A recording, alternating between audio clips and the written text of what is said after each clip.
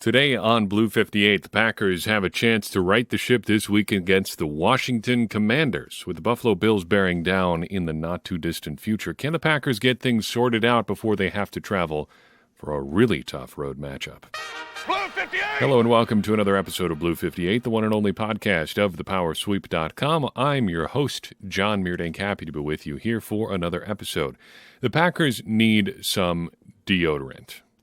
John Madden is famously quoted to have said that winning is great deodorant, and that is really what the Packers need right now. They need a win to cover up some of what's not going right in Green Bay. This is something we talked about in the 2019 season, in the 2020 season, in the 2021 season. Early in those years, the Packers had a few games, and a lot of good teams have games like this, where games that they should have won were closer than they should have been. They still got the win, but they weren't the dominant performances that they probably should have been.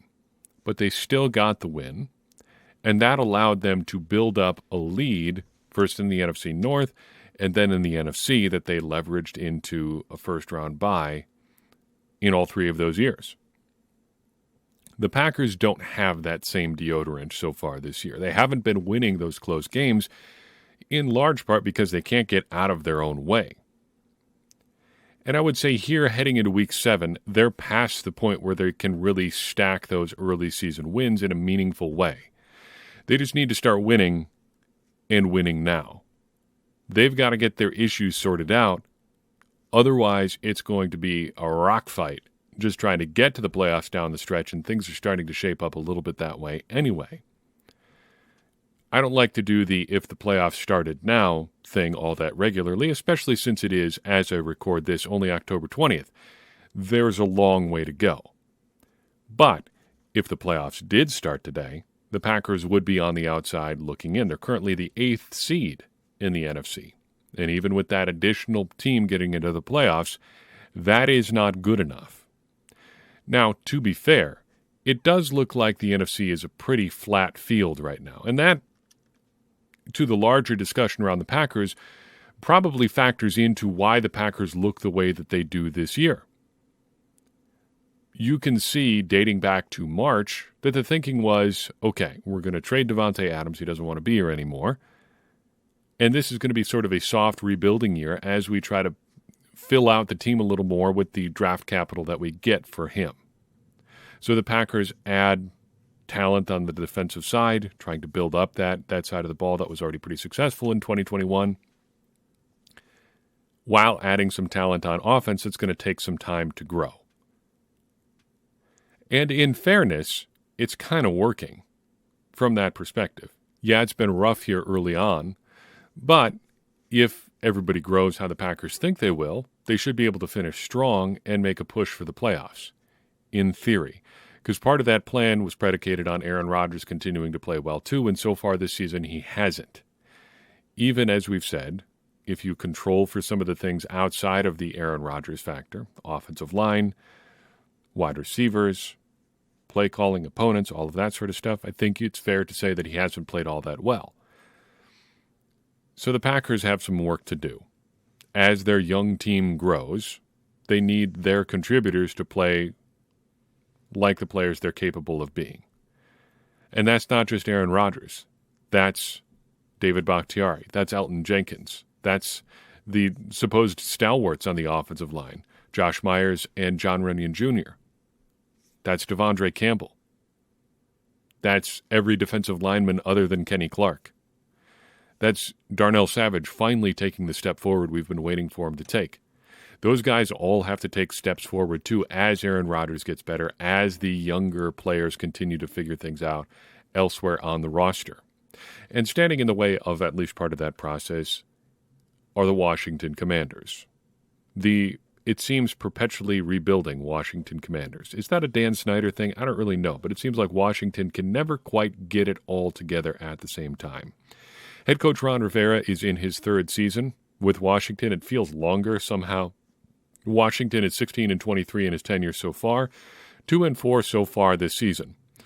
The Commanders are 2-1 in games decided by a touchdown or less, They are not all that far from being 3-3 or 1-5.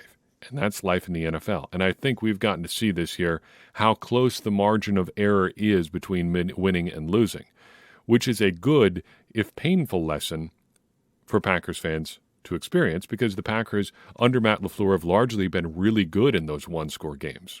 They've been winning, some people would say, at an unsustainable clip in those games. They did it fairly sustainably for 3 years, but now it's been a little bit closer. It's been a little bit tighter in some of those close games, and they've come out on the wrong end of them, seems as often as not. On offense, it's Scott Turner calling the shots for the Commanders. He is Norv Turner's son and has largely followed his dad around until getting the job in Washington. His career to date can basically be defined by that. It's basically what has Norv Turner done, and you just follow, Scott follows him around.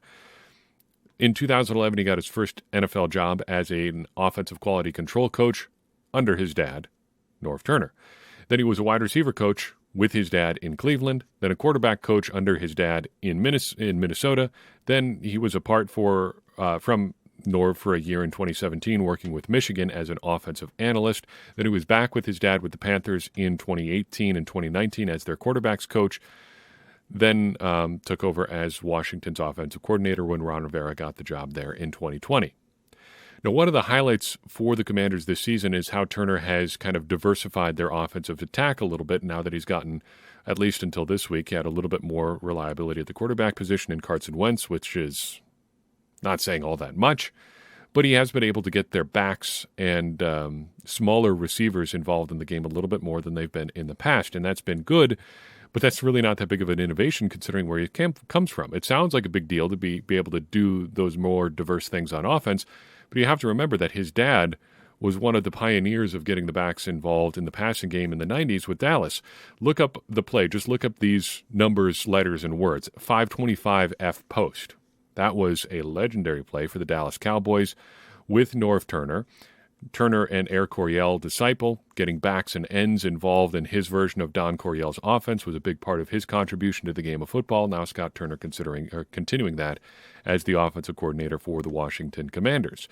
The trigger man for Washington this week is going to be Taylor Heinicke because Carson Wentz is hurt. So here comes Heinicke, and if that's a familiar name to you, you remember the Packers and Washington football team game from last year at Lambeau Field in which the Packers wore their throwback jerseys for the first time. Heinicke had a pretty good game against the Packers last year. Not great, but he was reliable enough through the air, was solid on the ground, 10 carries for 95 yards. He started 15 games for Washington last season, ended up with 321 for 494 passing, 3,400 yards, 20 touchdowns, 15 interceptions. Pretty much backup quarterback sort of stat line. It's going to be tough for Heinicke for as long as he is the starter for Washington and for Carson Wentz too, because the Commanders' offensive line isn't great. They are 30th in ESPN's pass block win rate as a team. They are 30th in run block win rate. They are the 16th graded pass blocking team, and that includes everybody, tight ends, even receivers sometimes from Pro Football Focus. They are the 27th graded run blocking team. They are 29th in adjusted line yards from Football Outsiders. They are 23rd in adjusted sack rate. All that to say, if the Packers can't handle this offensive line, pack it in for the year, because it's not going to get much easier for this. I want to adopt a phrase for these preview pieces from Cody Alexander, who we had on the show last year ahead of the 2021 season. Great follow online. His Substack is great. His books are great. But he has a phrase that he likes to use called "find the donkey." Who's the donkey on the offensive line? Who's the guy you should be targeting? For Washington, that is right guard Sadiq Charles. He has started the Commanders' last 4 games. In 3 of those games, he's had a pass blocking grade from Pro Football Focus under 40, including 1-0. Now, Pro Football Focus grades can be taken a lot of different ways. Some people trust them, some people don't. But that is in the ballpark for Jake Hansen sort of numbers, including the 0. The only other 0 I've ever seen from a game-long pass blocking grade other than the one Sadiq Charles has is from Jake Hansen earlier this year. Kenny Clark and Rashawn Gary should be all over Sadiq Charles. If they can't get to the quarterback over right guard, you're probably not going to get to the quarterback anywhere. Washington's passing game is not all that exciting. They're 15th in yards, 20th in net yards per attempt. Curtis Samuel, the former Carolina Panther, leads in targets for the team. He's averaging just 8.4 yards per catch, though. Terry McLaurin leads the team in yards. Scary Terry, scary for a reason. 16.7 yards per catch. That's your Jair Alexander matchup if they let him go man again this week. Please let him go man again this week. And I'm excited to watch that matchup when we get to see it. Washington has 5 guys with at least 150 receiving yards this year. They've got a diverse attack through the air, if nothing else. For comparison, the Packers have 4 guys with more than 200 yards, but nobody else over 125. The Packers lean more on their high-end guys. Washington has spread it out quite a bit. Washington's running game isn't that great. They are 25th in yards, 21st in yards per attempt. Antonio Gibson leads the way there. Don't get too excited about that because he's averaging just 3.5 yards per attempt. The offensive line is probably holding him back. But really, it's not great, and they don't really have anyone else to speak of who's doing much damage on the ground for the Commanders. But Gibson is a good player. I like him a lot. He was one of our favorite targets coming out that year in the draft. He's been their workhorse guy, or bell cow back, or whatever farm animal metaphor you prefer. If you want to focus on one guy to be scared of, it would be Terry McLaurin. I know we've talked about this before, but he went 1 pick after Jay Sternberger in 2019. What could have been there? The Packers could have broken their third-round curse with Terry McLaurin in 2019. Bummer. So how do the Packers stop this attack? Well, I think pressure up the middle is the way to go here. In theory, the Packers' offense should be scoring enough points, and we've said this all year, that the defense can just focus on stopping the pass and rushing the passer and go from there. That's how the Packers' defense is set up to work. The offense scores points. The defense is in a position where they don't have to worry about the run game. They can just focus on stopping the pass. Well, the offense hasn't necessarily held up their end of the bargain this year, but attacking the Commanders' offense still comes down to that anyway. They don't run the ball well enough that they can rely on staying in games through the run. The Packers got to just get pressure up the middle, make Heineke beat them with some mobility, moving around, stuff like that. If they can't get to that point, we might be in for another long game. And I'm certainly not ruling that out. On defense, longtime defensive mind Jack Del Rio is calling the shots for the Commanders. Things have gotten gradually worse under Del Rio in Washington. They had the 4th-ranked scoring defense in 2020. They are down to 18th this year. Basically, everything has gone down with them. But the advanced numbers like them pretty good. They are 11th overall by Football Outsiders DVOA metric. They are 19th against the pass in the same category there, but 5th against the run. They are allowing 22.5 points per game so far this season. In terms of pass defense, they're 15th in passing yards, 25th in interceptions, not getting their hands on the ball a whole lot, but the 14th graded coverage team by Pro Football Focus. Kendall Fuller and Benjamin St. Juste, I hope I'm saying his name there right. If I'm not, this is not a Commanders podcast, so who cares? They're their 2 top cover corners there. Both are ranked in the 60s in coverage grade on the season by Pro Football Focus. The Packers should have opportunities to throw the ball in theory. More on that in a second because there is a big asterisk to that theory. Coverage-wise, they should have some opportunities, though. There's more to it than that. In terms of run defense, Washington is 20th ranked by run defense grade, 21st in yards per attempt. However, some strong individual performances exist there too. Montez Sweat is an elite run defender by grade, which you wouldn't necessarily expect given his length and weight, but here we are. He's doing a good job against the run this year. Their pass rush, though, is excellent. And this is the asterisk part of the attacking Washington through the air strategy that we talked about earlier. They have 3 elite pass rushers in Montez Sweat on the edge and then Daron Payne and Jonathan Allen up the middle. This is exactly the kind of team the Packers have struggled against the past couple of weeks. And hilariously, this is exactly what the Packers are supposed to be too.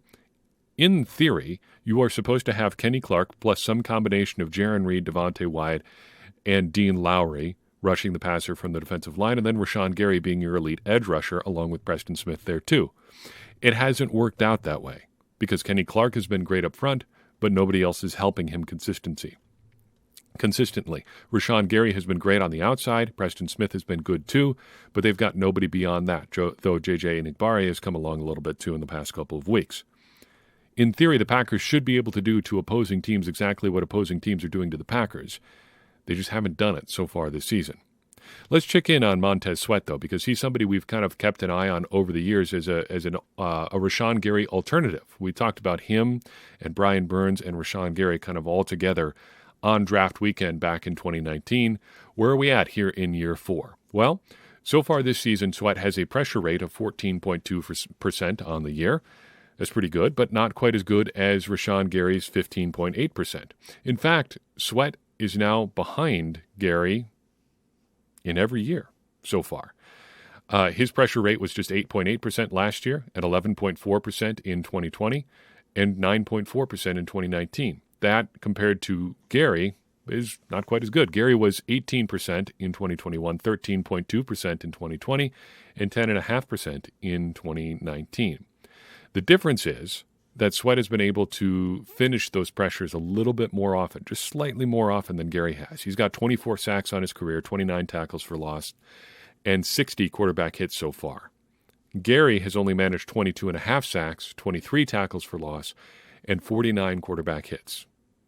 It's probably just a function of luck, but Gary has not gotten to the quarterback quite as often in his career as Sweat has so far. He's still been an excellent player, and I think we can say pretty confidently now that the Packers made the right decision back in 2019 as Gary starts to put together some of the counting numbers that he hasn't always had in his career to date.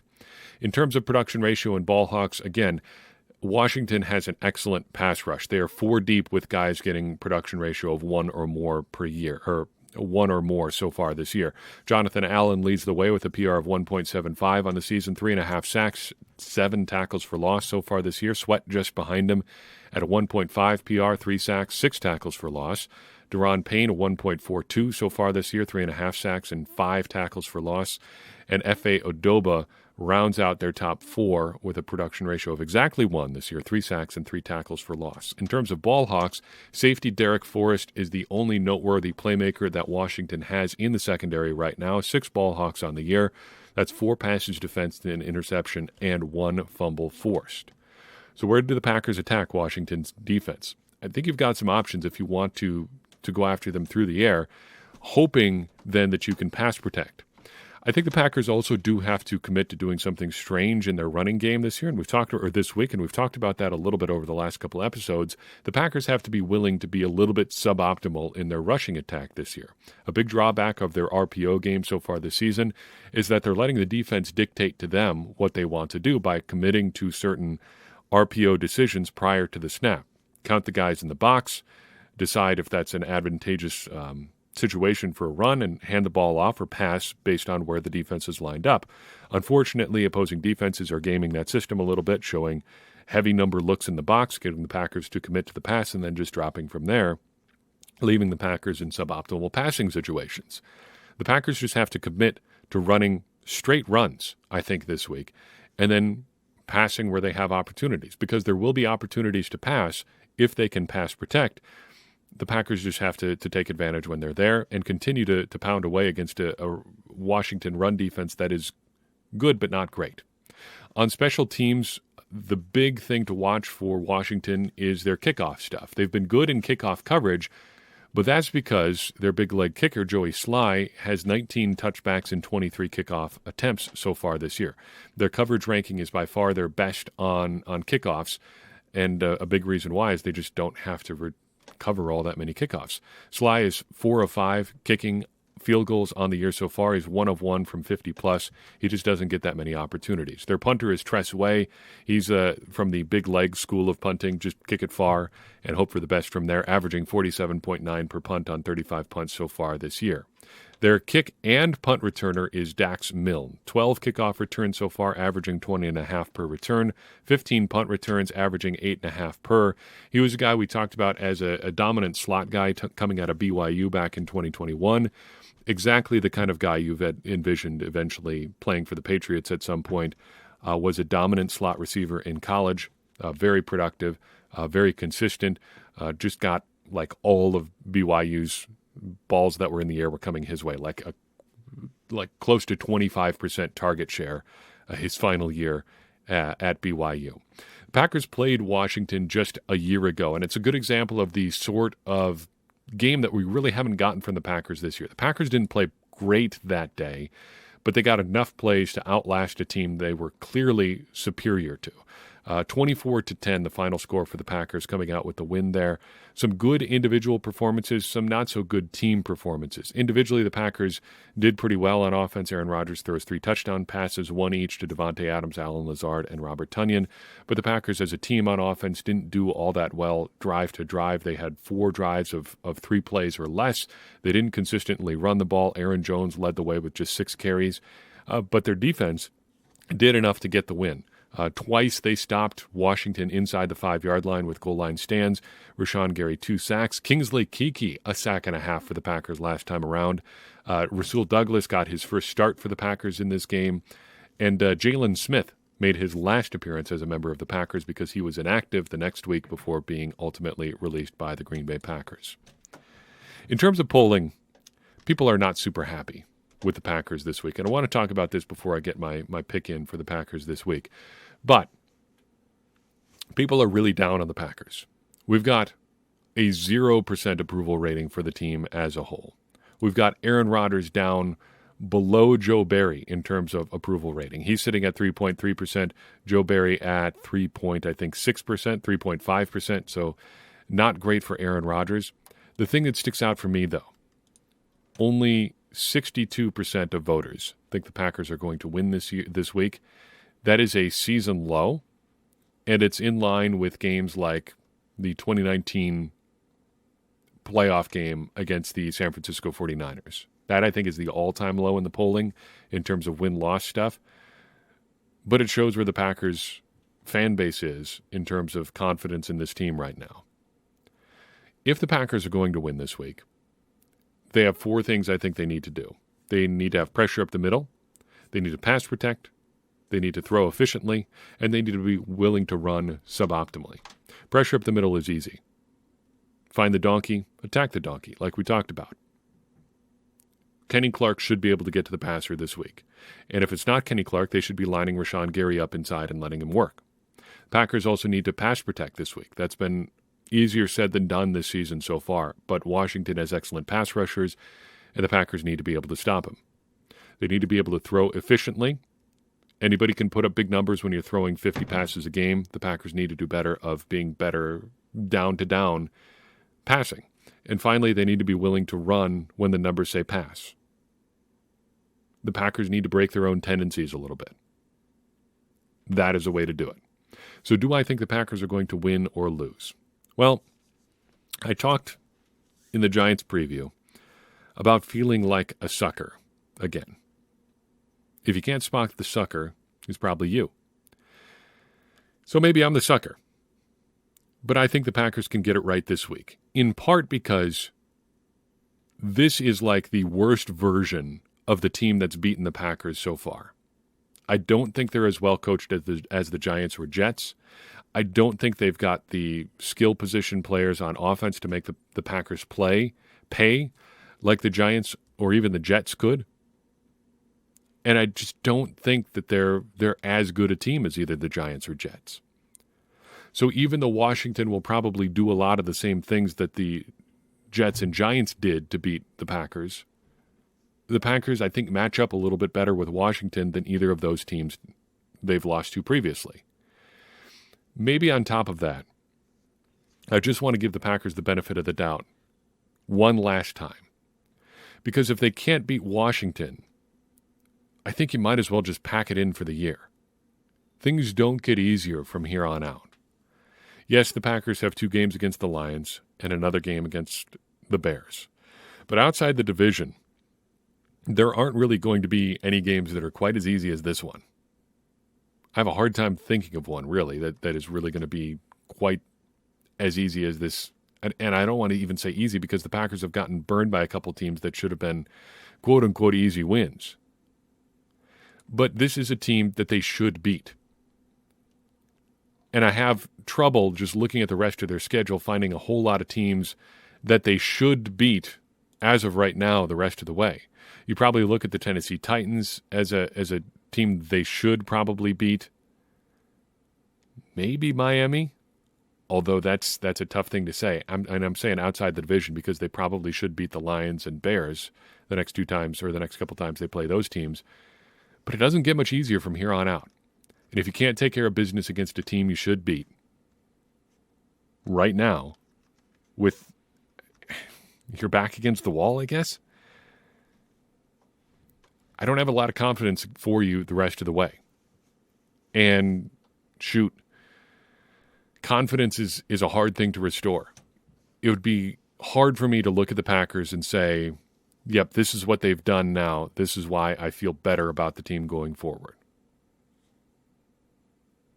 if they can't get the win this week. One last thought here. There's one thing I left out about the polling, talking about where Packers fans and their mindset are with their mindset on the Packers right now.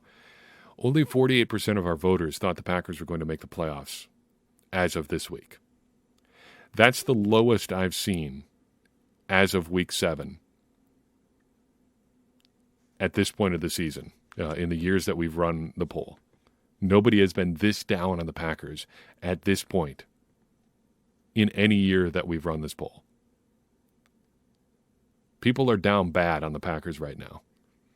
Even if they can't fix all of their issues this week, maybe a win provides a little of that deodorant that helps people feel a little bit better about the Packers and gets the Packers at least one step closer to trying to be the team that they think they still can be this year. That's all I've got for you in this episode of Blue 58. I appreciate you listening in. I'd appreciate it even more if you would take a second and share this episode with someone you think would enjoy it too. That's going to help more people find the show and get more people involved in this conversation that we are having about the Green Bay Packers, which in turn is going to help all of us, me included, become smarter Packers fans. And as I always say, smarter Packers fans are better Packers fans, and better Packers fans are what we all want to be. I'm your host, John Meerdink. We'll see you next time on Blue 58.